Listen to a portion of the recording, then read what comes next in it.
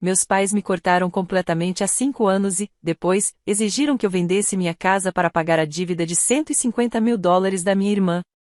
Quando me recusei, eles invadiram minha casa com tacos de beisebol e destruíram a sala, causando $40.000 em danos para se vingar de mim, e ainda levaram meu bebê à força. Enquanto minha mãe bufava, "Vamos ver como você não vai nos dar seu dinheiro", minha irmã me imobilizou, continuou me agredindo e disse: "Bom, se eu não receber esse dinheiro, acho que você não vai ter esse segundo bebê." Antes que ela me desse um chute na barriga, meu marido apareceu, e eles só perceberam tarde demais que a casa destruída não era mais minha. Foi então que começaram a pedir perdão. Meu nome é Sarah, e esta é a história de como minha própria família tentou destruir minha vida apenas para se destruírem no processo. Vou começar do início. Há 5 anos, quando eu tinha 23 anos, meus pais me cortaram completamente. Por quê? Porque me recusei a abandonar a faculdade de enfermagem para financiar os empreendimentos da minha irmã Jéssica. Jéssica tinha 26 anos na época e já havia falido em 3 tentativas diferentes de startups, cada uma financiada pelos meus pais com cerca de $30.000. O estupim veio quando disse que não pegaria empréstimos estudantis para dar dinheiro a Jéssica para sua quarta ideia de negócio, uma coisa ridícula de MLM com óleos essenciais e cristais. Meus pais, Linda e Robert, ficaram furiosos. Disseram que eu era egoísta e ingrata por tudo o que tinham feito por mim. Minha mãe gritou comigo naquele dia, o rosto vermelho de raiva: "Se você não vai ajudar sua irmã, então não é filha nossa. Não venha rastejando de volta quando perceber o que perdeu." Meu pai apenas ficou lá, braços cruzados, acenando com a cabeça: "Sua mãe está certa, Sarah. A família vem em primeiro lugar, e você mostrou onde estão suas prioridades." Eles me bloquearam em tudo: telefone, redes sociais, e-mail. Fui completamente cortada da família extensa, porque meus pais se encarregaram de difamar minha imagem, dizendo a todos que eu era uma egoísta que abandonou a irmã na hora da necessidade. Esses 5 anos não foram fáceis, mas foram os melhores da minha vida. Terminei a faculdade de enfermagem, consegui um emprego no hospital local e conheci meu marido, David, em uma cafeteria perto do campus. David estava terminando sua residência em pediatria, e nos aproximamos pela exaustão compartilhada e pelo amor ao café terrível do hospital. Casamos-nos 3 anos atrás e, 2 anos depois, recebemos nossa filha Emma. Ela é a luz da minha vida, uma criança feliz, com os olhos escuros do David e meu temperamento teimoso. Com 18 meses, já anda com confiança e começou a falar suas primeiras palavras. David ganha bem como médico agora que terminou a residência, e meu salário como enfermeira também não é ruim. Conseguimos comprar uma bela casa em um bom bairro, com um quarto de bebê para Emma e planos para mais filhos. Eu estava grávida de 6 meses do nosso segundo filho, um menino que planejávamos chamar Michael, quando tudo desmoronou. Começou com uma ligação numa terça-feira de março. Eu me preparava para meu turno no hospital quando o telefone tocou. Número desconhecido, mas algo me fez atender. "Sarah, é sua mãe." Quase deixei o telefone cair. Depois de 5 anos de silêncio, ouvir a voz de Linda foi chocante. Ela parecia mais velha, mais cansada do que eu lembrava. "Mãe", consegui dizer, quase sussurrando. "Precisamos conversar. Você pode vir aqui hoje?" "Estou trabalhando, não entendo." "Vocês me cortaram há 5 anos. Bloquearam-me de tudo." Houve uma pausa. "As coisas mudaram, Sarah. Sua irmã está em apuros e precisamos da sua ajuda." "Que tipo de apuros?" "Apenas venha depois do trabalho, por favor." Contra meu melhor julgamento, aceitei. David não ficou feliz, mas compreendeu minha necessidade de encerramento. "Apenas tenha cuidado", avisou ele ao eu sair para a casa deles. As pessoas geralmente não mudam, especialmente seus pais. Chegar à casa da minha infância parecia surreal. O quintal estava mais abandonado do que lembrava, e a casa precisava de uma nova pintura. Quando Linda atendeu a porta, mal a reconheci. Parecia exausta, com fios grisalhos no cabelo e novas linhas ao redor dos olhos. "Sarah", disse ela, e por um momento achei ver uma emoção genuína em seu rosto. "Olha para você, você está bem." Do outro lado da sala, Robert estava sentado em sua poltrona de sempre, e Jéssica no sofá.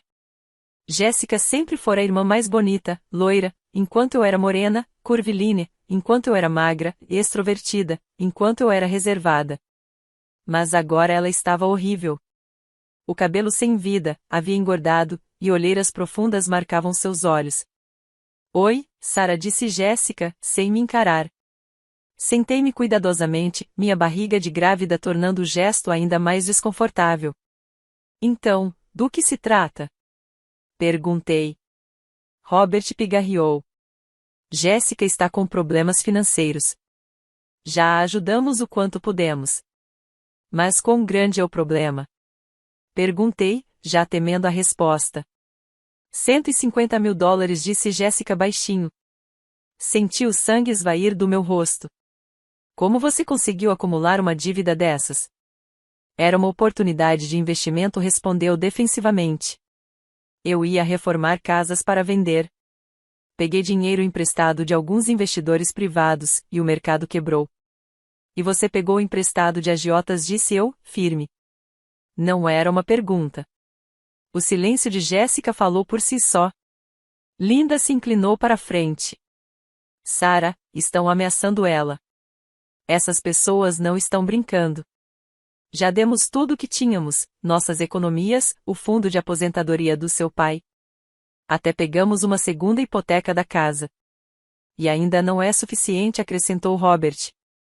Conseguimos pagar 50 mil, mas precisamos do valor total. Ou, o quê? Perguntei. Vão machucá-la, disse Linda, com lágrimas nos olhos. Sarah, ela é nossa filha. Não podemos perdê-la. Sentei-me chocada. Depois de 5 anos sendo rejeitada, queriam que eu salvasse Jéssica de mais uma confusão. E não era um valor pequeno, era dinheiro que mudaria a minha vida. Sinto muito, disse finalmente. Sério, mas não posso ajudá-los. Não pode ou não quer? Jéssica retrucou, deixando transparecer um pouco de sua antiga atitude. Ambos, respondi. Honestamente, mesmo se quisesse ajudar, não tenho esse dinheiro sobrando. Mas sua casa, insistiu Linda. David é médico, você é enfermeira. Podem pegar um empréstimo com garantia da casa ou até vendê-la e diminuir de tamanho. Olhei para ela, incrédula. Você quer que eu venda a minha casa? A casa onde moro com meu marido e minha filha? Onde planejo criar minha família? É apenas uma casa, Sarah, disse Robert. A vida de Jéssica está em risco. E a minha vida? A vida da minha família? Eu disse, firme. Vocês me cortaram há 5 anos porque eu não financiei os negócios da Jéssica. Me chamaram de egoísta e ingrata. Me bloquearam da família e agora querem que eu venda minha casa para consertar a bagunça que ajudaram a criar. Isso é diferente, protestou Linda. É questão de vida ou morte. Não, disse, levantando-me. Eu não vou fazer isso. Sinto muito que Jéssica tenha se metido nessa situação, mas não vou sacrificar a segurança da minha família para consertá-la. O rosto de Jéssica se contorceu de raiva. Sua egoísta. Sempre achou que era melhor que eu. Jéssica, não, comecei. A minha vida inteira foi, por que você não é mais como a Sarah? A Sarah é tão responsável, a Sarah é tão inteligente. E agora, onde está essa responsabilidade quando sua família precisa de você? Minha família é David, Emma e este bebê que estou carregando, disse, levando a mão protetora à barriga. Vocês deixaram de ser minha família há 5 anos, quando me cortaram por apoiá-los. Saí, ignorando protestos e ameaças.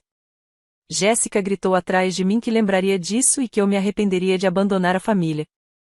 Dirigi para casa, tremendo, mas sabia que havia tomado a decisão certa. Durante 2 semanas, eles ligaram e enviaram mensagens sem parar. Linda tentou manipulá-la com culpa, Robert com argumentos lógicos, e Jéssica alternava entre súplicas e ameaças. Bloqueei seus números e pensei que o assunto tinha acabado. Deveria ter sabido melhor. Era uma tarde de quinta-feira, em abril. Eu estava em casa com Emma. Tinha tirado algumas semanas de folga porque a gravidez estava difícil e David achou melhor eu descansar. Emma dormia no berço, e eu estava na sala lendo um livro, aproveitando o silêncio. Foi quando ouvi o som de vidro quebrando. No início, pensei que algum pássaro tivesse batido na janela, mas então ouvi vozes e meu sangue congelou. Onde ela está? A voz de Jéssica, cheia de raiva. Sarah, era minha mãe. Sabemos que você está aqui. Seu carro está na garagem. Peguei o telefone e corri para o quarto de Emma, trancando a porta atrás de mim. Minha filha ainda dormia, alheia ao perigo. Com os dedos trêmulos, disquei 190. 190, qual é a emergência? Minha família invadiu minha casa, sussurrei, a voz tremendo. Eles estão lá embaixo e estou grávida, com um bebê comigo, disse eu, tremendo. Senhora, preciso que se acalme. Você está em um local seguro? Estou trancada no quarto da minha filha, no andar de cima. As viaturas já estão a caminho. Fique na linha comigo.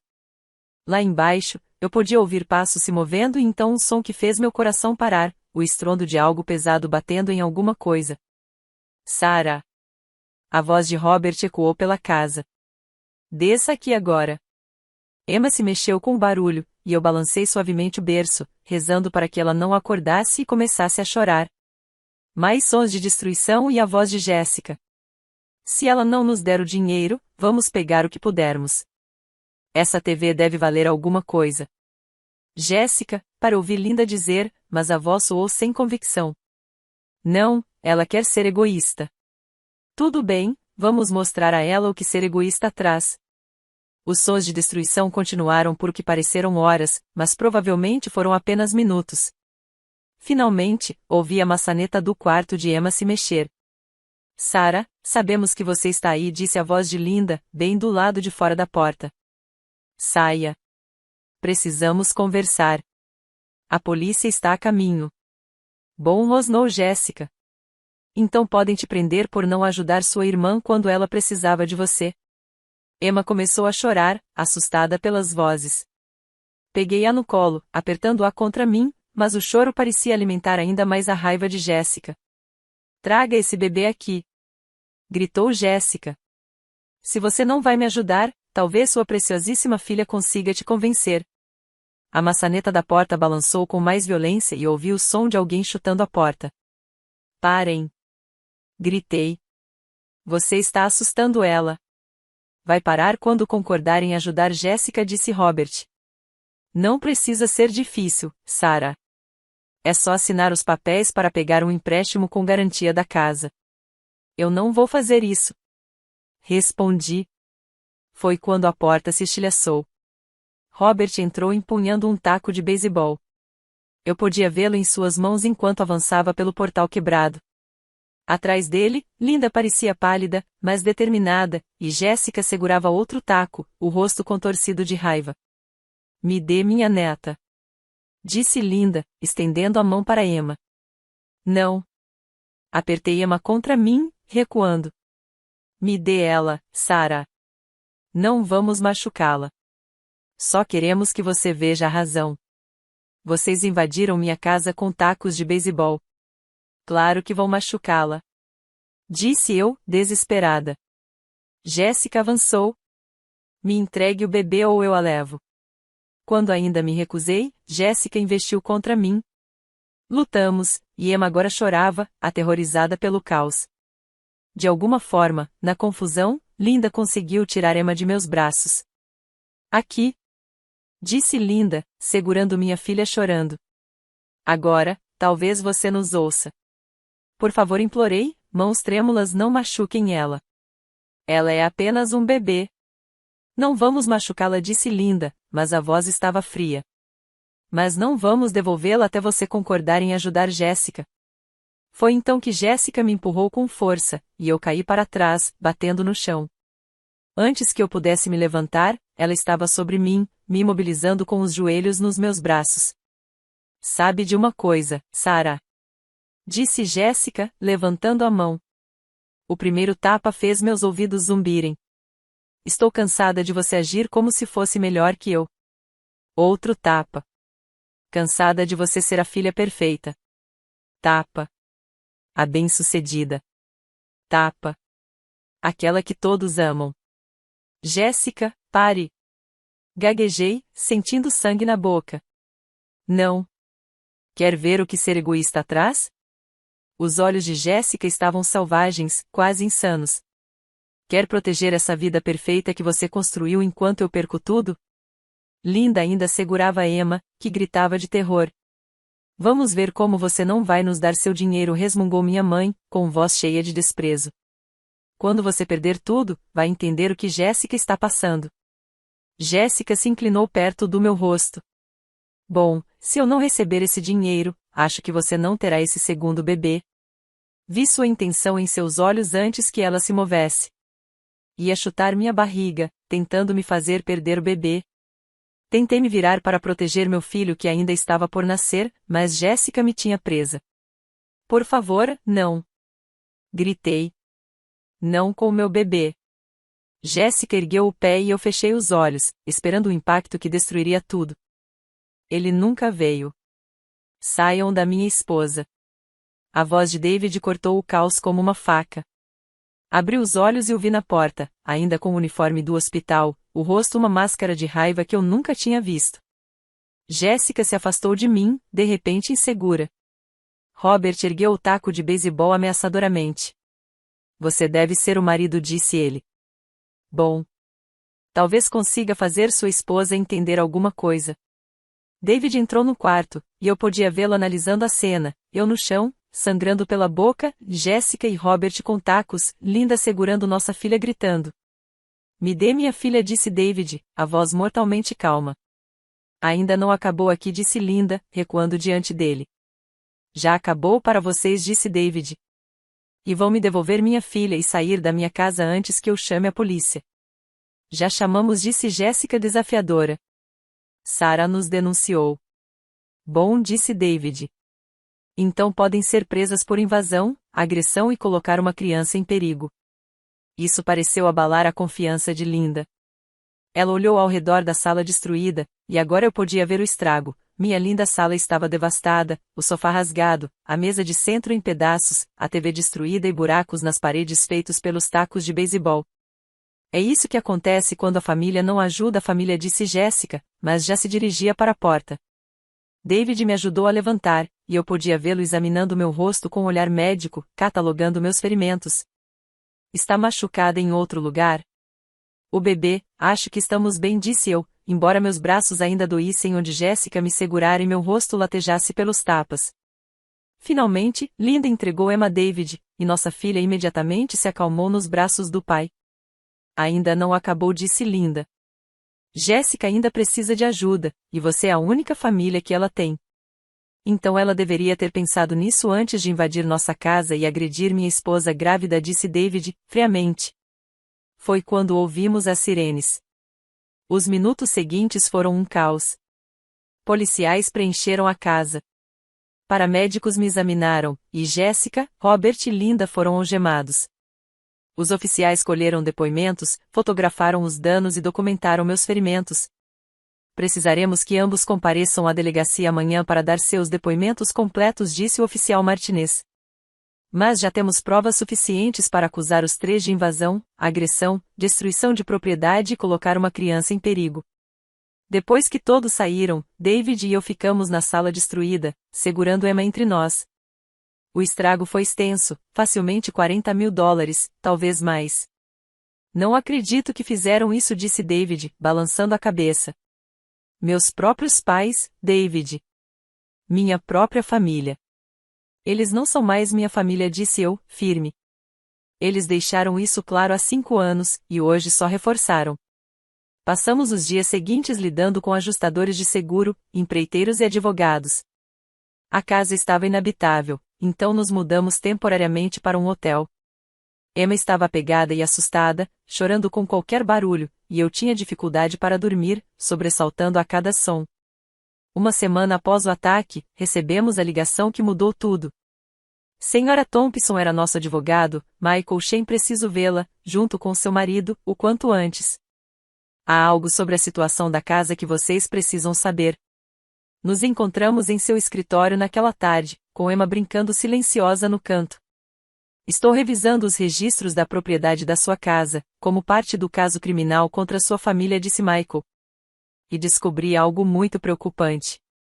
Ele espalhou alguns documentos sobre a mesa. 3 meses atrás, alguém solicitou uma linha de crédito imobiliário enorme contra sua casa, $200.000. O pedido foi aprovado e o dinheiro sacado imediatamente. Senti o mundo girar. Isso é impossível. Nós nunca solicitamos nenhum empréstimo. A aplicação parece ter suas assinaturas, e foi enviada com cópias de seus documentos de identidade, declarações de imposto de renda e extratos bancários. Tudo parecia legítimo para o credor. David se inclinou para a frente. Como alguém conseguiu todas essas informações? É aí que fica interessante, continuou Michael. O rastro dos documentos mostra que alguém com acesso às suas informações financeiras pessoais orquestrou isso. Linda Richard tinha acesso legítimo aos registros da sua hipoteca por causa de seu emprego no First National Bank, onde sua hipoteca original estava registrada. Mas não só isso, Michael continuou. Ela usou sua posição para conseguir cópias das suas declarações de imposto, extratos bancários e outros documentos financeiros pessoais. Então, roubaram nossas identidades, disse eu, quase sussurrando. É pior que isso, disse Michael. Depois de conseguir o empréstimo de $200.000, o dinheiro foi imediatamente transferido para pagar as dívidas da Jessica com seus credores privados. Mas aqui está o detalhe. Eles falsificaram suas assinaturas em documentos concordando em entregar o dinheiro a Jessica. Do ponto de vista legal, vocês são responsáveis por um empréstimo de $200.000 que nunca autorizaram, e o dinheiro sumiu. O mundo girou ao meu redor. Então, devemos $200.000. O banco já começou o processo de execução hipotecária, disse Michael, gravemente. Como os pagamentos do empréstimo não foram feitos, eles estão se movendo para tomar a casa. E, por causa dos danos da invasão, o valor do imóvel caiu significativamente. Mesmo se venderem, provavelmente vocês ainda vão dever dezenas de milhares de dólares. Sentamos em silêncio, estupefatos. Minha própria família havia roubado nossa casa, destruído tudo em um acesso de raiva e, no final, perdido tudo de qualquer maneira. As semanas seguintes foram um turbilhão de processos legais. Jessica, Robert e Linda foram todos acusados de múltiplos crimes graves, incluindo roubo de identidade, fraude, agressão, invasão de domicílio e colocar uma criança em perigo. Os crimes financeiros foram extensos. Eles roubaram sistematicamente nossas identidades e nos enganaram em $200.000. Nosso seguro cobriu os custos temporários de moradia e alguns pertences pessoais, mas a fraude do empréstimo era mais complexa. Tivemos que contratar um contador forense para rastrear o dinheiro e provar que nunca autorizamos as transações. Não que quiséssemos a casa danificada de qualquer forma. A destruição foi extensa. A estimativa final foi de $60.000 em danos, não os $40.000 que inicialmente pensávamos. Mais importante, a ideia de morar em um lugar onde minha própria família havia me atacado me deixava enjoada. Nosso seguro acabou cobrindo os custos de moradia temporária e a perda dos pertences pessoais. O caso de roubo de identidade foi mais complexo. Tivemos que trabalhar com investigadores federais e reguladores bancários para provar a fraude. O hospital onde David trabalhava tinha um fundo de emergência que ajudou com nossas despesas imediatas. Meus colegas de trabalho na enfermaria fizeram uma vaquinha para nos ajudar a nos reerguer. Foi durante esse período que comecei a receber telefonemas. O primeiro veio de Linda, ligando da prisão. Sarah, querida, por favor. Você precisa entender, estávamos desesperadas. Jessica ia ser morta se não pagasse aquelas pessoas. Então, vocês roubaram minha casa? Perguntei, firme. Íamos devolver, disse Linda. Assim que Jessica se reerguesse, íamos acertar tudo. Como? Invadindo a casa que vocês achavam ser minha com tacos de beisebol, me imobilizando e tentando me fazer perder o bebê? Perguntei, incrédula. Isso saiu do controle, disse Linda. Jessica estava apenas assustada e com raiva. Ela não quis te machucar. Ela tentou me chutar na barriga, mãe. Ela tentou me fazer perder o bebê. Houve silêncio do outro lado da linha. Por favor, disse Linda, finalmente, a voz quebrando, não denuncie. Somos família. Vocês não são minha família, respondi, e desliguei. Mas as ligações continuaram. Robert ligou, implorando para eu reconsiderar, dizendo que havia perdido o emprego e que Linda estava tendo um colapso na prisão. Parentes com quem eu não falava há 5 anos de repente entraram em contato, pedindo que eu fosse misericordiosa e compreensiva. O pior foi quando minha tia Carol ligou. Ela tinha sido como uma segunda mãe para mim quando eu crescia, e ouvir sua voz partiu meu coração de novo. Sarah, eu sei que o que eles fizeram foi errado, disse Carol. Mas eles são família e estão sofrendo. Não é punição o suficiente? Tia Carol, eles roubaram minha casa. Me atacaram enquanto eu estava grávida. Tentaram me fazer perder meu bebê se David não tivesse chegado a tempo. Eu sei, mas a prisão não vai ajudar ninguém. Você não consegue perdoá-los? Você perdoaria alguém que fizesse isso aos seus filhos? Perguntei. Ela ficou em silêncio por um longo momento. Não sei, mas sei que guardar raiva só vai te prejudicar a longo prazo. Eu não estou guardando raiva, disse eu. Estou exigindo justiça. O julgamento aconteceu 18 meses depois. Até então, eu já tinha o bebê Michael, um menino saudável e bonito, que parecia exatamente com o pai. Emma estava com quase 3 anos, falando frases completas e começando desfraude, e tínhamos encontrado uma nova casa em um bairro diferente, longe de onde meus pais moravam. O tribunal estava lotado. Amigos dos meus pais e alguns familiares distantes vieram mostrar apoio a eles. David e eu nos sentamos com Michael Shane e a promotora, uma mulher determinada chamada Amanda Foster, que havia se interessado pessoalmente pelo nosso caso. Isso não é apenas sobre fraude, Amanda nos disse durante a preparação. É sobre uma família que sistematicamente abusou e manipulou um dos próprios filhos. E quando essa criança construiu sua vida, eles tentaram destruí-la em vez de aceitar suas próprias falhas. Linda e Robert pareciam mais velhos, com mais grisalhos. A prisão não foi gentil com eles. Jéssica parecia desafiadora, mas dava para ver o medo em seus olhos quando olhava para o juiz. A promotoria apresentou o caso de forma metódica. Mostraram como Linda havia usado sua posição no banco para acessar ilegalmente nossos registros financeiros e informações pessoais. Demonstraram como ela usou essas informações para ajudar Jéssica a solicitar empréstimos fraudulentos contra nossa casa. Apresentaram evidências das atividades fraudulentas anteriores de Jéssica e suas dívidas crescentes, mostrando um padrão de crimes financeiros. Depois, vieram os testemunhos sobre a invasão e agressão. Tive que reviver aquele dia horrível, descrevendo como invadiram nossa casa, me imobilizaram, me deram tapas e ameaçaram meu bebê ainda não nascido. David testemunhou sobre me encontrar sangrando no chão, nossa filha pequena gritando de terror. A defesa tentou apresentar como uma disputa familiar que saiu do controle. Alegaram que Linda e Robert eram pais amorosos tentando salvar a vida da filha, que Jéssica estava desesperada e não pensava claramente. Meus clientes cometeram erros, disse o advogado de Jéssica em sua argumentação final. Mas não são criminosos. São uma família em crise, e famílias às vezes fazem coisas das quais se arrependem diante de situações impossíveis. A resposta de Amanda foi devastadora. Os réus querem que vocês acreditem que isso é sobre lealdade familiar, disse, olhando diretamente para o júri. Mas este caso é sobre algo muito mais sombrio. É sobre pais que criaram uma filha para acreditar que tinha direito a tudo e outra para acreditar que devia tudo à irmã. Quando Sarah Thompson finalmente disse não, quando ela recusou sacrificar a segurança da própria família pelas escolhas ruins da irmã, eles decidiram tomar o que queriam à força. Ela caminhou até a mesa de evidências e pegou fotos da nossa sala destruída e dos documentos fraudulentos do empréstimo. Isso é o que eles fizeram quando Sarah disse não. Roubaram sua identidade e a enganaram em $200 mil. Quando isso não foi suficiente, invadiram sua casa com armas. Agrediram uma mulher grávida. Atormentaram uma criança pequena e tentaram causar um aborto porque, se Sarah não lhes desse dinheiro, fariam de tudo para que ela não tivesse a família que queria.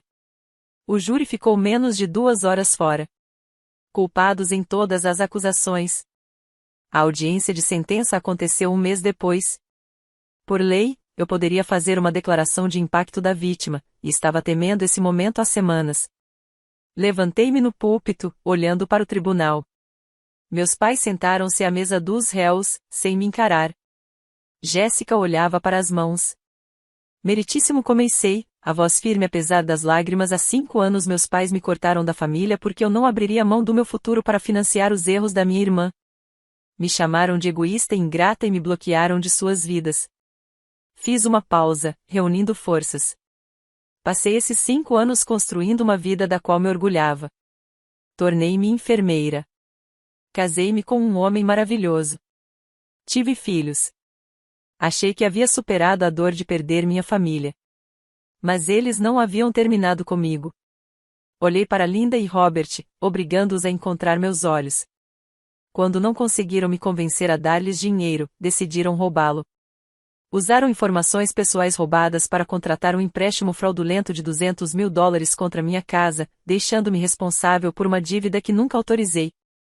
Enquanto usavam o dinheiro para pagar as dívidas de jogo de Jéssica, e quando descobri a fraude e ainda assim não cooperei, eles vieram atrás de mim com armas.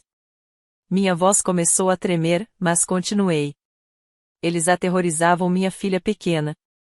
Me imobilizaram e me agrediram. E minha irmã, a irmã pela qual eu supostamente deveria sacrificar tudo, tentou me chutar na barriga para me fazer perder meu filho ainda não nascido. Precisei pausar por um momento para me recompor. Meritíssimo, eu não quero vingança. Quero justiça. Quero que eles entendam que suas ações têm consequências. Que não se pode roubar pessoas e machucá-las apenas porque se compartilha DNA. Mais importante, quero garantir que eles nunca possam fazer isso com mais ninguém. Finalmente olhei para Jéssica. Sinto muito que você tenha tomado decisões erradas e se endividado. Sinto muito que nossos pais tenham incentivado seu comportamento por tanto tempo, a ponto de você nunca aprender a assumir responsabilidade por suas ações. Mas nunca vou me arrepender de ter escolhido a segurança da minha família em vez das suas más decisões. Sentei-me, tremendo, e David apertou minha mão. A juíza era uma mulher severa, na casa dos 60 anos, claramente experiente. Olhou para meus pais e Jéssica com desgosto. Em 30 anos na magistratura, disse a juíza Williams, raramente vi uma traição de confiança tão calculada. Os réus não cometeram apenas fraude. Eles destruíram sistematicamente a vida da própria filha porque ela se recusou a permitir o comportamento irresponsável da outra filha. Ela se voltou para Linda primeiro. Senhora Richards, você abusou da posição de confiança no banco para cometer roubo de identidade contra sua própria filha. Acessou ilegalmente suas informações financeiras pessoais e as usou para defraudá-la em $200.000. Depois, participou de um ataque violento contra sua filha grávida quando a fraude foi descoberta. Não demonstrou arrependimento durante este julgamento, tentando justificar suas ações como a ajuda à família. Condeno-a a 10 anos de prisão federal, sem possibilidade de liberdade condicional pelos primeiros 5 anos. Linda arfou e começou a chorar. Robert tentou segurar sua mão, mas a juíza continuou. Senhor Richards, você foi igualmente cúmplice nesse esquema. Ajudou sua esposa a acessar informações confidenciais e participou da conspiração de roubo de identidade. Também participou da invasão violenta e aterrorizou sua própria neta. Condeno-o a 8 anos de prisão federal. Finalmente, ela olhou para Jéssica. Senhorita Richards, você é a mentora de todo este esquema. Suas decisões ruins, sua recusa em assumir responsabilidades e sua crença de que sua irmã lhe devia apoio financeiro levaram a este momento. Você orquestrou o roubo de identidade, usou o dinheiro para pagar suas dívidas de jogo e, quando isso não foi suficiente, agrediu fisicamente sua irmã grávida e tentou provocar o aborto de seu filho ainda não nascido. Jéssica estava pálida, com lágrimas escorrendo pelo rosto. Condeno-a a 15 anos de prisão federal. Você também será obrigada a pagar integralmente a restituição pelo roubo de identidade, empréstimos fraudulentos, danos à propriedade e trauma emocional que causou. O martelo bateu com finalidade. A sentença deveria ter sido o fim, mas, claro, não foi. Poucos dias após serem processados para o presídio estadual, os 3 começaram a tentar contato por intermediários. Carol ligou primeiro. Sarah, eles estão devastados. Agora entendem que o que fizeram foi errado. Não há alguma forma de reduzir a sentença? Não, disse eu, simplesmente. Mas Linda está tendo ataques de pânico na prisão. E Robert também não está bem. Os outros detentos não são gentis com pessoas que machucam crianças. Lamento ouvir isso, mas não há nada que eu possa fazer, mesmo que quisesse. A sentença é final. Você poderia escrever uma carta para o juiz pedindo clemência. Tia Carol, eles roubaram minha casa. Me agrediram enquanto eu estava grávida. Tentaram me fazer perder meu bebê. Por que eu pediria clemência? Porque são família, Sarah. Porque perdoar é o que pessoas boas fazem. Fiquei em silêncio por um longo momento. Carol, você pediria para sua filha escrever uma carta pedindo clemência para alguém que tentou chutá-la na barriga enquanto ela estava grávida? Isso é diferente. Não, não é. E eu não vou mais permitir que eles se comportem assim, protegendo-os das consequências de suas escolhas. As ligações continuaram chegando. Amigos dos meus pais, parentes distantes, até o ex-namorado de Jéssica, todos pedindo que eu mostrasse misericórdia, lembrando que eles eram família, considerando o impacto em suas vidas. O pior foi quando a irmã de Linda, minha tia Marie, apareceu no meu trabalho. Sarah, por favor, implorou, me encurralando no estacionamento do hospital. Linda está desmoronando. Ela fala em se machucar. Isso me fez parar. Apesar de tudo, eu não queria que Linda se matasse. Se ela está tendo pensamentos de se machucar, a prisão tem conselheiros e psiquiatras que podem ajudá-la, disse cuidadosamente. Mas ela precisa saber que a família não a abandonou completamente. Só uma carta, Sarah.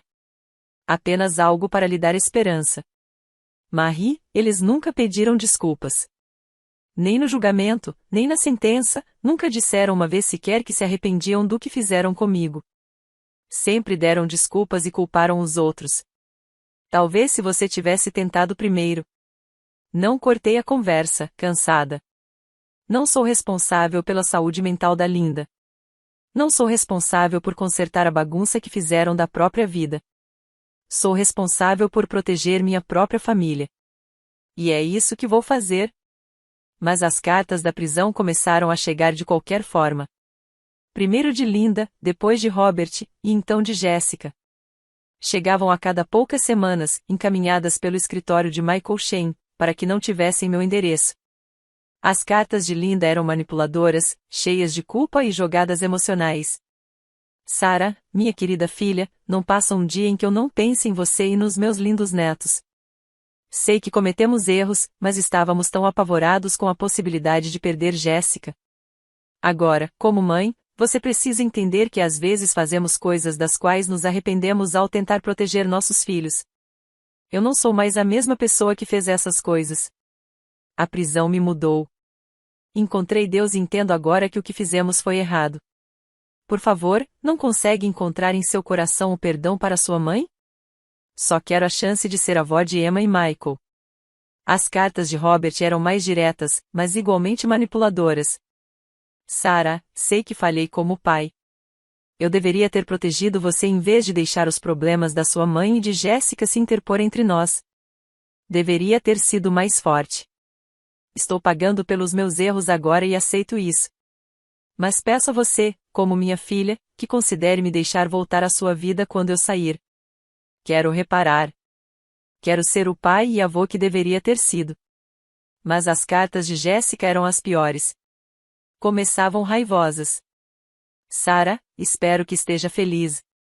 Você destruiu toda a nossa família por causa de dinheiro. Mamãe e papai estão sofrendo por sua culpa. Eles são velhos e não merecem estar na prisão. Mas acho que você conseguiu sua vingança, não foi? Sempre me invejou por eu ser mais bonita e popular, e agora encontrou uma maneira de nos punir a todos. Depois, tornavam-se desesperadas. Por favor, Sarah, eu imploro. Cometi erros, ok. Sei disso agora, mas nunca quis machucar você ou o bebê. Estava apenas com muito medo e raiva. Por favor, escreva para o juiz e peça para reconsiderar nossas sentenças. Somos família. A família deve perdoar uns aos outros. E, finalmente, passavam a parecer algo próximo de um pedido de desculpas. Sarah, me desculpe. Me desculpe por tudo. Me desculpe pela morte, pela casa, por te machucar, por assustar Emma. Sei que pedir desculpas não resolve nada, mas preciso que saiba que entendo agora o quão errada eu estava.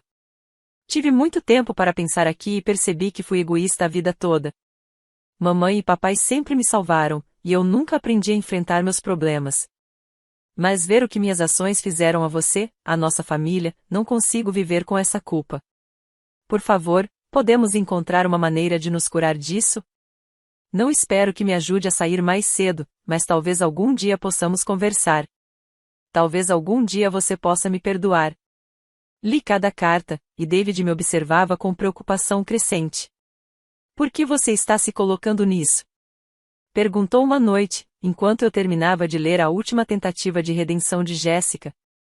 Não sei, respondi honestamente. Talvez eu continue pensando que um deles realmente vai significar isso. Que vai assumir a responsabilidade sem tentar me manipular para ajudá-los. E algum deles faz isso. Olhei para a pilha de cartas. 3 anos de manipulação, culpas e desculpas meia boca. Não. Mesmo as desculpas de Jéssica terminam com ela pedindo algo. Eles ainda estão tentando tirar algo de mim. David se sentou ao meu lado em nosso novo sofá, na nossa nova sala de estar. Sabe, você não deve nada a eles, né? Nem perdão, nem relacionamento, nada. Eu sei, mas às vezes me pergunto se estou sendo dura demais. Se talvez eu devesse, pelo menos, responder, dizer que recebi as cartas. Sarah, eles tentaram fazer você perder nosso filho. Eles aterrorizaram nossa filha. Roubaram nossa casa e destruíram nossos bens. Não existe ser dura demais com pessoas que fizeram isso com você. Ele estava certo, é claro. Mas a culpa familiar é poderosa, mesmo quando a família não merece. A última carta chegou 4 anos depois da sentença. Era de Linda, e diferente das outras. Curta, menos manipuladora, quase derrotada. Sarah, esta será minha última carta para você. Entendo que você nunca vai responder, e finalmente aceitei isso. Quero que saiba que te amo e tenho orgulho da mulher que você se tornou, apesar de tudo que te fizemos passar.